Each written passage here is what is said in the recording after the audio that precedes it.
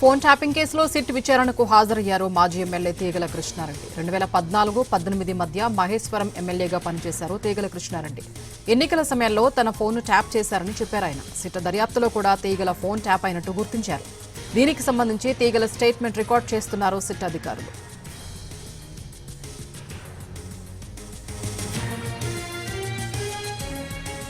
ఇదే కేసులో బీజేపీ నేత దీపక్ రెడ్డి కూడా సిట్ విచారణకు హాజరయ్యారు. తన ఫోన్ ట్యాప్ అయినట్టు అధికారులకు సమాచారం ఇచ్చారు దీపక్ రెడ్డి.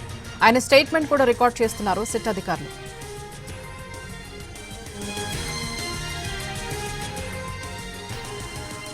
మరింత సమాచారాన్ని మా ప్రతినిధి రాధాకృష్ణ అందిస్తారు. ఫోన్ ట్యాపింగ్ కేసులో ప్రజాప్రతినిధుల విచారణ కొనసాగుతుంది. ఇవాళ బీజేపీకి సంబంధించిన లంకాల దీపక్ రెడ్డితో పాటు మాజీ మేయర్, మాజీ ఎమ్మెల్యే తీగల కృష్ణారెడ్డి సైతం విచారణకైతే హాజరయ్యారు. ప్రస్తుతం మనం చూస్తున్నాం దీపక్ రెడ్డి ప్రస్తుతం అయితే వెళ్తూ ఉన్నారు లోపలికి.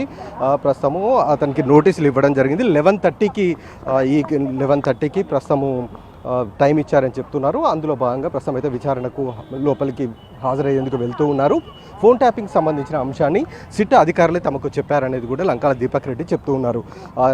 ఫోన్ ట్యాపింగ్ సంబంధించిన విచారణలో భాగంగా అంటే ఈ విచారణ చేస్తున్న క్రమంలో భాగంగా ఎవరెవరి ఫోన్లు, ప్రజాప్రతినిధులకు సంబంధించిన ఫోన్లు ఎవరెవరి ట్యాప్ చేశారనేది దర్యాప్తు చేస్తున్న నేపథ్యంలో తీగల కృష్ణారెడ్డికి సంబంధించిన పేరుతో పాటుగా పారిజాతకు సంబంధించిన పేరు, అలాగే ఇప్పుడు లంకాల దీపక్ రెడ్డి, అలాగే గతంలో కూడా మరికొంతమంది ప్రజాప్రతినిధులు కూడా సిట్ ముందు తమ స్టేట్మెంట్లు అయితే ఇవ్వడం జరిగింది. అసలు వాళ్ళకి సంబంధించిన ఫోన్లలో ఏ అంశాలని ట్యాప్ చేశారన్న దానికి సంబంధించి సిట్ అధికారుల బృందం వీళ్ళకందరికీ కూడా వివరించడం జరుగుతుంది. ఇందులో భాగంగానే వీళ్ళందరికీ సంబంధించి సాక్షులుగా స్టేట్మెంట్స్ రికార్డు చేసింది.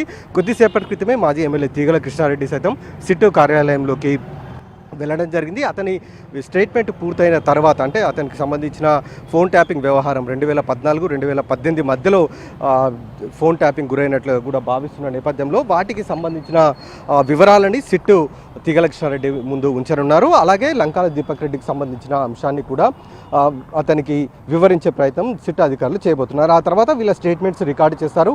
అది కూడా హాఫ్ అన్ అవర్ నుండి 40 మినిట్స్ టైం పట్టే అవకాశం అయితే కనబడుతుంది. ప్రస్తుతం చూస్తున్నాం మరికొంతమంది కూడా ప్రజాప్రతినిధులు లోపలికి అయితే వెళ్తూ ఉన్నారు. వీళ్ళందరూ కూడా సిట్టే వీళ్ళకి చెప్పడం జరిగింది.